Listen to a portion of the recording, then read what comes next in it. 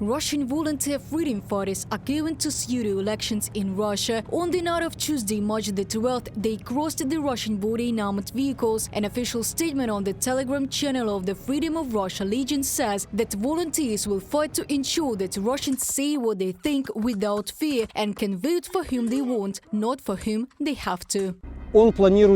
He plans to go to their presidency for another term and rule until his death. We will not allow it.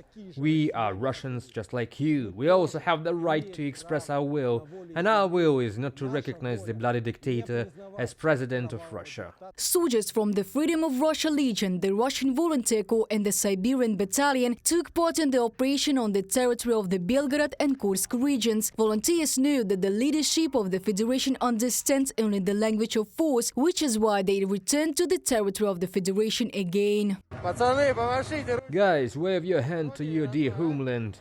Well, you shouldn't vote on those ballots. Let's vote with the caliber 762 and 556 that we have.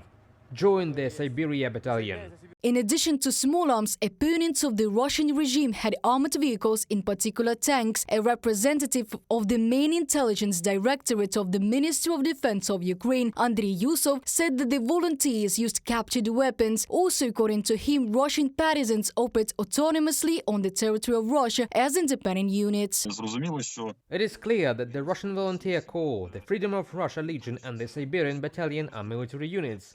These are people with an active civil and political position who are deprived of any methods of parliamentary struggle at home. Most of the representatives of the Russian parliamentary opposition have been either physically eliminated like Nemtsov or Navalny, or are behind bars, or emigrated. Putin left a method of armed struggle for his active citizens.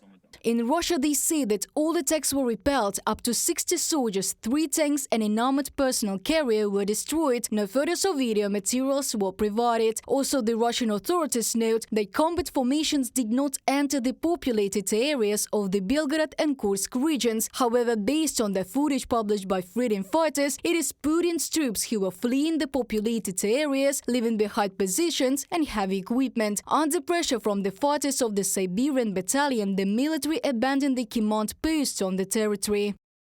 The key mission is to demonstrate to the Russian population that armed resistance to the Putin regime is quite possible, and it is real and effective, especially amid the fact that Russian propagandists during the preparation for the presidential elections of Putin said that Russia is a safe country and that everything is safe, well-fed and rich there.